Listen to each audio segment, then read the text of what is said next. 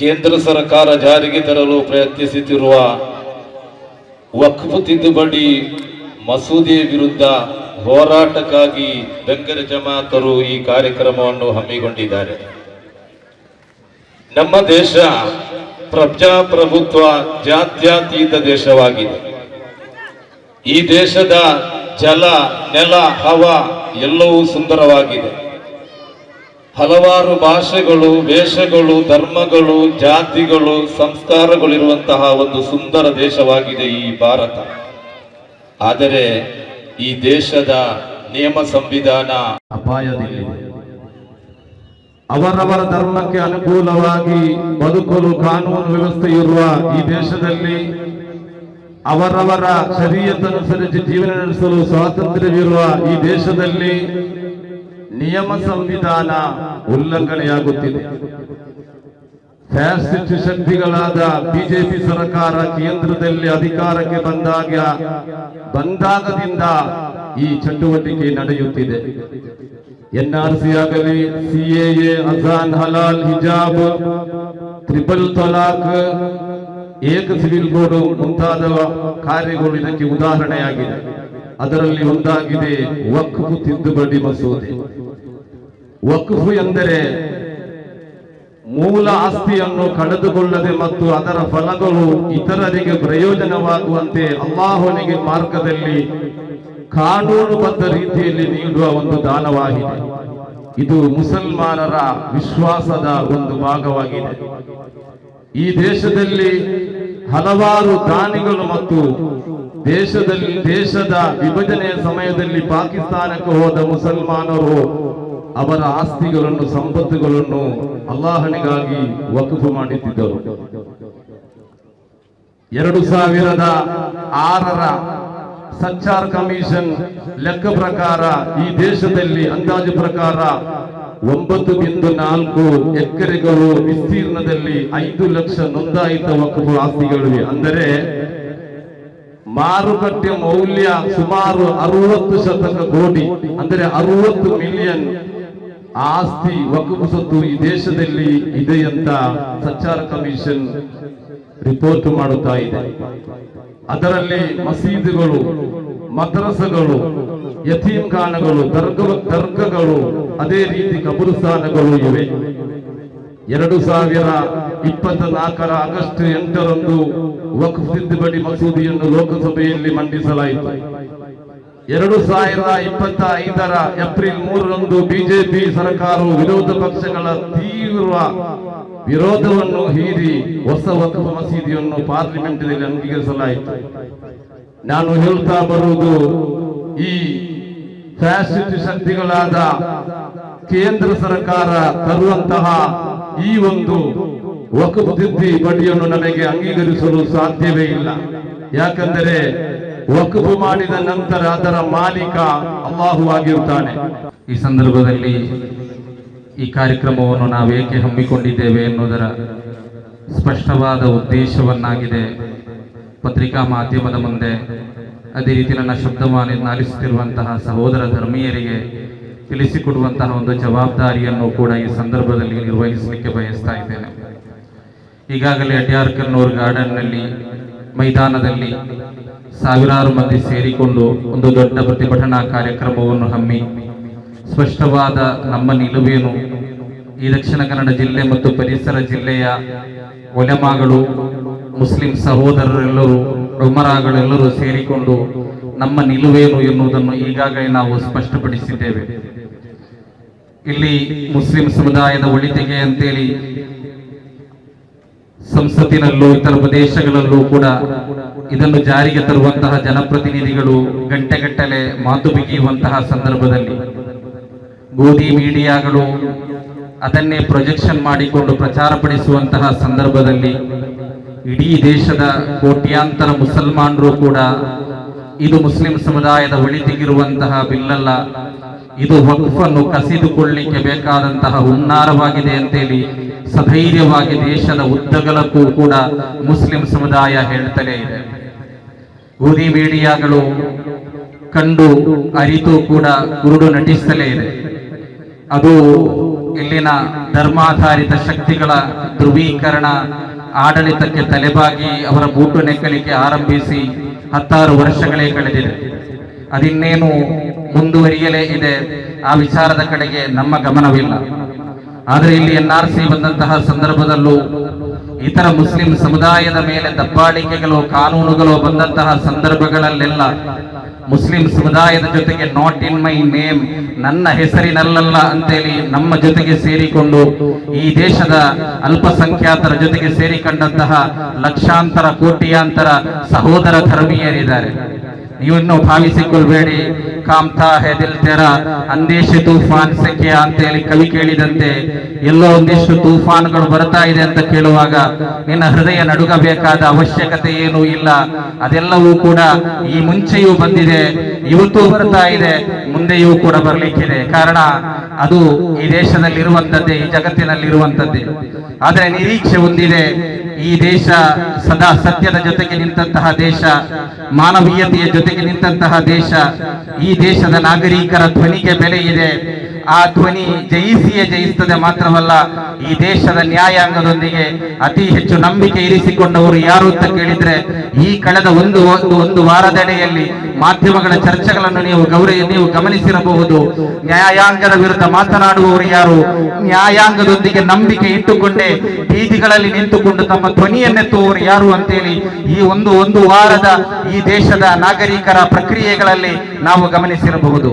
ಆದುದರಿಂದಲೇ ಈ ದೇಶದ ಪ್ರಜಾಪ್ರಭುತ್ವದ ಧ್ವನಿಯಲ್ಲಿ ನಮಗೆ ನಂಬಿಕೆ ಇದೆ. ಎರಡನೆಯದಾಗಿ ದೇಶದ ನ್ಯಾಯಾಂಗದ ಮೇಲೆಗೆ ಈ ಮುಸ್ಲಿಂ ಸಮುದಾಯಕ್ಕೆ ನಂಬಿಕೆ ಇದೆ. ಖಂಡಿತವಾಗಿಯೂ ಕೂಡ ಸಂವಿಧಾನಕ್ಕೆ ವಿರುದ್ಧವಾದ ಈ ಮುಸ್ಲಿಂ ಸಮುದಾಯದ ವಕ್ಫ್ ಆಸ್ತಿಯನ್ನು ಕಸಿದುಕೊಳ್ಳಲಿಕ್ಕಿರುವ, ಮುಸ್ಲಿಂ ಸಮುದಾಯವನ್ನು ವಿರೋಧಿಸುತ್ತಿರುವ ಕೋಟ್ಯಾಂತರ ಮುಸಲ್ಮಾನರು ಇದು ನಮಗೆ ಬೇಡ ಅಂತೇಳಿ ಜೆಪಿಸಿಗೆ ತಮ್ಮ ಅಭಿಪ್ರಾಯವನ್ನು ತಿಳಿಸಿದ ಈ ದೇಶದ ಪ್ರತಿಪಕ್ಷದ ಎಲ್ಲಾ ಸಂಸದರು ಕೂಡ ವಿರೋಧವನ್ನು ವ್ಯಕ್ತಪಡಿಸಿದ ಈ ದೇಶದ ಪ್ರಮುಖ ರಾಜ್ಯಗಳು ಕೂಡ ಖಂಡನಾ ನಿರ್ಣಯವನ್ನು, ಅದರ ವಿರುದ್ಧ ನಿರ್ಣಯವನ್ನು ಸ್ವೀಕರಿಸಿಕೊಂಡಂತಹ ಈ ಬಿಲ್ ಇನ್ನೂ ಕೂಡ ಈ ದೇಶದಲ್ಲಿ ಅಗತ್ಯವಿಲ್ಲ. ಅದು ಒಂದೆರಡು ಮಂದಿಯ ಅಗತ್ಯತೆ ಮಾತ್ರವಾಗಿದೆ ಎನ್ನುವುದನ್ನು ಈ ಮೂಲಕ ಸಂದೇಶವನ್ನು ತಿಳಿಸಲಿಕ್ಕೆ ನಾವು ಬಯಸ್ತಾ ಇದ್ದೇವೆ. ಈ ಪ್ರತಿಭಟನೆಗೆ ഞങ്ങളൊಟ್ಟಿಗೆ ರಾಯತ್ತು ಆಲ್ಮಾರು ನಲ್ಲ ನಮ್ತನು ಸಹಕರಿಸಿದ್ದಾರೆ. വിശേഷമായിട്ട് മാംഗ്ലൂർ കമ്മീഷണർ, അതുപോലെ Mangalore DCP law and order, അതുപോലെ പണമ്പൂർ ACP, അതുപോലെ പണമ്പൂർ ഇൻസ്പെക്ടർ സലീം അബ്ബാസ്, അതുപോലെ പോലീസ് ഇലാഖೆ എല്ലാവരും നല്ല ನಮ್ತಲ್ಲಿ ನಮಗೆ ಈ ವಿಷಯದಲ್ಲಿ നല്ല ನಮ್ತಲ್ಲಿ ಸಹಕರಿಸಿದ್ದಾರೆ.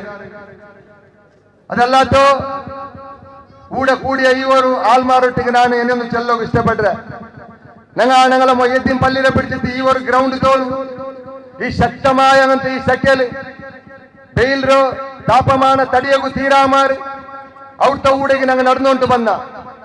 ಇದು 6 ಗೈತು ನಂಗೆ ನಡೆದುಕೊಂಡು ಬಂದ. ಆದ್ರೆ ನಿಂಗೆಲ್ಲಾರು മനസ്സിലാക്കുന്ന ವಿಷಯ ಇದು ഞങ്ങൾ ಅಲ್ಲಾವರ ಸೊತ್ತು ಗೈತಿಕ್ಕರು ಔಟ ಊಡೆಗೆ ನಡೆದುಕೊಂಡು ಬಂದರು.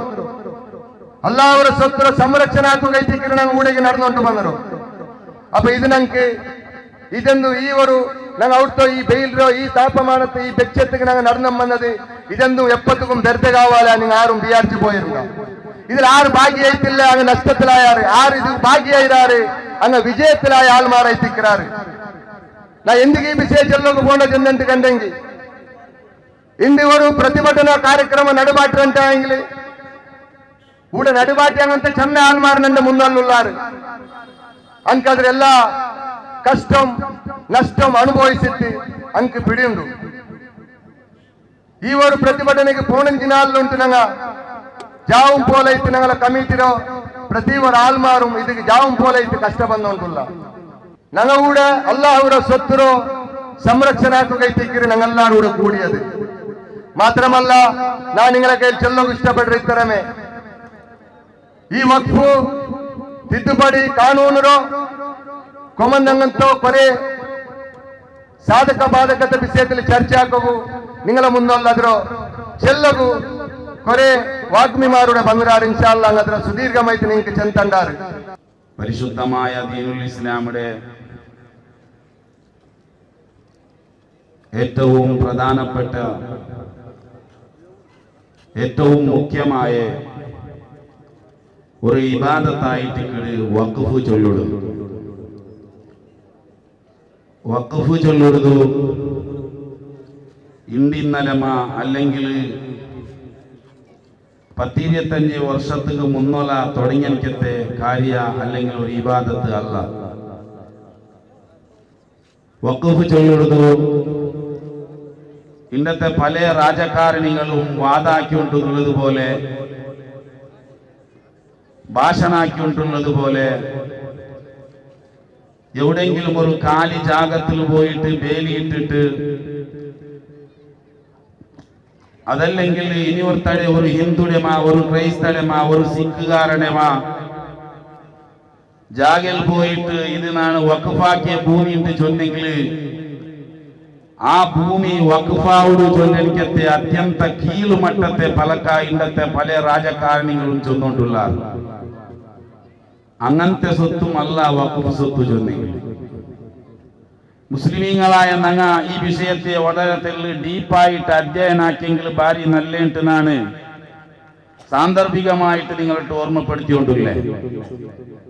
ഒരു കാലി ജാഗയുടെ ഒരു ഗ്രൗണ്ടുടെ അല്ലെങ്കിൽ ഏതെങ്കിലും ഒരു മനുഷ്യരുടെ അകത്തെമാ അല്ലെങ്കിൽ അവന്റെ മറത്തെമാ അവന്റെ സ്ഥലത്തെമാ ഇത് വഖഫാക്കിയാണ്ട് ഒരു മുസ്ലിം പോയി ചെന്നവർക്ക് വഖഫ് ആവില്ലാണ്ട് പരിശുദ്ധമായ ഇസ്ലാം ഞങ്ങളൊട്ടു ഇസ്ലാമിന്റെ തുടക്കം മുതൽ ഇണ്ടുതോളം ചൊന്നു തന്നത്. അത് ഞങ്ങളെ പ്രവാചകർ സയ്യിദുനാ മുഹമ്മദുർ റസൂലുള്ളാഹി സ്വല്ലല്ലാഹു അലൈഹി വസല്ലം നബി തങ്ങളെ സ്വഹാബത്ത് ഇങ്ങ എല്ലാരും ഞങ്ങൾക്ക് ചൊന്നു തന്നിട്ട് അത് പഠിപ്പാട്ടിട്ട് ഈ ലോകത്തേക്ക് കാട്ടിട്ട് പോയിടാ. സ്വഹാബത്തിന്റെ ചരിത്രത്തിൽ കണ്ട് ഇന്ന് കുറെ പുതിയ മീഡിയത്തെ ആങ്കർമാർ കേൾക്കണമെങ്കിൽ ഒരു ക്വസ്റ്റ്യൻ ഉണ്ട്. ഈ വഖഫ് കൊണ്ട് ചൊന്നെങ്കിൽ ഞങ്ങളെ ഭാരതത്തിൽ മാത്രം എന്തേ, സൗദിയിൽ എന്തേ ഇല്ല, ദുബായിൽ എന്തേ ഇല്ല, ബാക്കിയുടെ മുസ്ലിം രാഷ്ട്രത്തിൽ എന്തേ ഇല്ല ചൊന്നിട്ടു നാളും ജാവുകു പ്രൈം ടൈമിൽ തെച്ചിട്ട് ഗലാട്ടാക്കിട്ട് മുസ്ലിമീങ്ങളെ ಬಗ್ಗೆ എന്തെല്ലാം അപസ്വരാക്കണമെങ്കിൽ കുറെ ആൾമാറുള്ള நான் ഞങ്ങളിട്ട് എല്ലാരട്ടും ഒരേ പലക്കത്തില് ഞാൻ ഒരു പലക്ക അവിടെ ചൊല്ലാൻ ഉദ്ദേശിച്ചിട്ടില്ല. വഖഫ് കൊണ്ട് ചൊന്നെങ്കിൽ ബേക്കാബിട്ടി ജാഗയുടെ കൊണ്ടുപോയിട്ട് ഞങ്ങ ഇത് വഖഫ് ഭൂമിയിട്ട് ബോർഡിട്ടവർക്ക് അത് ബോർഡാവില്ല. ഇസ്ലാം വളരെ സ്പഷ്ടമായിട്ട് ചൊല്ലുടൂ.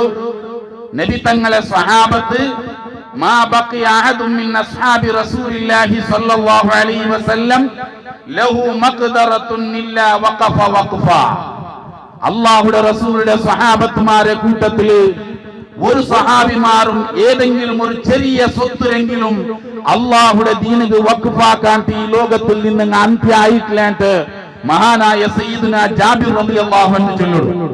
അപ്പൊ ഞങ്ങൾ അർത്ഥാക്കവുള്ളത് ഞങ്ങളെ ഭാരതത്തിൽ മാത്രം വഖഫ് സ്വത്തുള്ളതല്ല, മുത്തുനബി തങ്ങളെ കാലത്തിലുണ്ട് വഖഫ്, അതുപോലെ സ്വഹാബത്ത് മുഴുവനും വഖഫാക്കിയാറ്. അപ്പൊ ഞങ്ങൾ അർത്ഥാക്കവുള്ളത് ഒരു വസ്തു അല്ലെങ്കിൽ ഒരു ജാഗ വഖഫാവണുണ്ടായെങ്കിൽ ഞങ്ങളെ ഇസ്ലാം ചൊല്ലുടു 4 ഷർത്തുങ്ങ, ಅದಕ್ಕೆ 4 ഫർളുങ്ങ ഉണ്ട്. വഖഫ് ആക്കിടവണു വേണം, ആരെ പേരിൽ വഖഫ് ആക്കിട അങ്ങയിക്കണം, എന്തിര വഖഫാക്കിട അങ്ങ അത് വേണം. അതുപോലെ വഖഫാക്കുമ്പോ സ്പഷ്ടമായ മാത്തുകളെ മുഖാന്തര ബായി ഫലക്കത്തിൽ ഇന്ന ജാഗയുടെ ഇന്ന വസ്തുവിനാണ് ഇന്ന ആൾമാർക്ക് ഇന്ന പള്ളിക്ക് ഇന്ന ഖബർസ്ഥാനത്തേക്ക് അല്ലെങ്കിൽ ഇന്ന വിഭാഗത്തെ ആൾമാർക്ക് വഖഫാക്കിരാണ്ട് ചൊന്നെങ്കിൽ അല്ലാണ്ട് ഒരു വസ്തുടെയും വഖഫ് കൊണ്ട് ഇസ്ലാമിൽ പരിഗണിക്കുകയെ സാധ്യമേ അല്ലാണ്ട് മഹാന്മാർ കിതാബുകളിൽ എഴുതി വെച്ചിടാറ്. പിന്നെ ഒരു പലക്കുണ്ട് പ്രിയപ്പെട്ട സഹോദരന്മാരെ, ഹിന്ദുങ്ങളെ ഭൂമിയിൽ പോയിട്ട് മുസ്ലിമീങ്ങ എന്തെങ്കിലും ഇത് വഖഫ് ഭൂമിയിൽ ചെന്നോട്ടുള്ളാറുന്ന, അതല്ലെങ്കിൽ റൈത്തര ഭൂമിയിൽ പോയിട്ട് മുസ്ലിമീങ്ങ പോയിട്ട് ഇത് വഖഫ് ഭൂമിയിട്ട് വാദാക്കിക്കൊണ്ടുള്ളാറുണ്ട്. ഇവിടെ ആൾമാർ നിരന്തരമായിട്ട് ഇല്ല സല്ലാത്ത വാദാക്കിയിട്ട് മുസ്ലിമീങ്ങളെ അപരാധികളെ സ്ഥാനത്ത് നിപ്പാട്ടോ പ്രയത്നാക്കിക്കൊണ്ടുള്ളാറ്. മഹാന്മാർ ചൊല്ലിടാറ് ഒരു വഖഫ് ശരിയാവണുണ്ടായെങ്കിൽ ആ വഖഫാക്കിന്റെ ആള് അഹ്ലു തബറു ആയിട്ട് വേണം. സ്വന്തിക്ക് ഇന്ന ആള് ഒരു കാര്യത്തിൽ വ്യവഹാരാക്കുള്ള ശക്തി ഇന്നവണു. ഒരു മക്ക ഒരു ജാഗയുടെ അവന്റെ സ്വത്തിന് പോയിട്ട് വഖഫാക്കെങ്കിൽ ഇത് വഖഫാവില്ലാണ്ട് ഇസ്ലാം ചൊല്ലിടൂ. ഒരു പിരാന്ത പോയിട്ട് വഖഫാക്കിയെങ്കിൽ വഖഫാവില്ലാണ്ട് ഇസ്ലാം ചൊല്ലടോ. ഒരാൾമാര് കൊറിയ മുസ്ലിമീങ്ങ ബാലക്കാർ കൂടിയിട്ട് ഇത്തര കുറെ റൈത്തരെ പിടിച്ചിട്ട് ഒത്തായത്തിൽ നിങ്ങൾ വഖഫ് തന്നില്ലെങ്കിൽ നിങ്ങളെ ബുഡില്ല ചെന്നിട്ട് അങ്ങനെ മേൽ ഒത്തട ഏറിട്ട് ഗലാട്ടാക്കിയിട്ട് ജബർദസ്ത് ആ ഭൂമിയിലെ വഖഫ് തരണുണ്ട് ചെന്നെങ്കിൽ അങ്ങ് വിട്ടുപോയവരുണ്ടായിരിക്കുക. അള്ളാഹുടെ ദീനിൽ അത് വഖഫുടെ ഭൂമിയാവില്ലാണ്ട് മഹാന്മാർ കിതാബുകളിൽ എഴുതി വെച്ചിടാറ്. ഞാൻ എന്തെങ്കിലും ചൊന്നോട്ടില്ല പ്രിയപ്പെട്ട സുഹൃത്തുക്കളെ, ഞങ്ങൾ അർത്ഥാക്കുള്ളത് ഇണ്ടത്തെ കുറെ ആളുമാറി ഇസ്ലാമുടെ എതിരായിട്ട് നിരന്തരമായിട്ട് ദാലിയാക്കിയിട്ട് ഇസ്ലാമോ ഫോബിയ ചൊല്ലുವುದು വ്യാപകമായിട്ടുള്ള എങ്കത്തെ ഒരു കാലഘട്ടത്തിലായിട്ട് ഞങ്ങൾ എല്ലാവരും ഉള്ളത്. ഇപ്പൊ നിങ്ങൾ നോക്കില്ലേ, കേന്ദ്ര സർക്കാർ ಇಂದೊರು ವಕ್ಫುಡೆ ಕಾಯ್ದೆ ತಿದ್ದುಪಡಿ ಆಗಿತ್ತು. ಆ ತಿದ್ದುಪಡಿ ಹಾಕಿದ ಮುಖಾಂತರ ಎಂದಾಕೆ ಗೊಂತುಂಡ ಇತರത്തോളം ഇന്നത്തെ മുസ്ലിമീങ്ങൾക്ക് മാത്ര ഇന്ന റൈറ്റ്സിലെ ഹക്കുകളെ ഇത്തര ആൾമാർക്കും കൊടുക്കണമെങ്കിൽ ഒരു ദുസ്ഥിതി വന്ന് മുസ്ലിമീങ്ങ എവിടെയും പോയിട്ട് കേട്ടിട്ടില്ല ഞങ്ങൾ വഖഫ് തിദ്ದುപടി കായിക കൊണ്ടുവന്നു ഇതിനെ സമാക്കി തരുന്നു ഇതിനെ ഈ മട്ടത്തിൽ ആക്കുന്നുണ്ട് ഇണ്ട് തോളം എവിടെ മുസ്ലിമീങ്ങ വാദാക്കിയിട്ടില്ല. അതല്ലെങ്കിൽ ഒരു മുസ്ലിം സമുദായത്തെ ഒരു ബാലക്കാര ഒരു കിടാവ് പോലും ഏതെങ്കിലും ഒരു ദേവസ്ഥാനത്തെ ജാഗല അല്ലെങ്കിൽ ഒരു ചർച്ചിലെ ജാഗല ഒരു ഗുരുദ്വാരത്തെ ജാഗല അതിലും നമുക്ക് ആഡളിത്തത്തില് ഞങ്ങളെ മുസ്ലിമീങ്ങളെ ഉൾപ്പെടുത്തുന്നുണ്ട് എവിടെയും വാദാക്കിയിട്ടില്ല മണ്ടനാക്കിയിട്ടില്ല.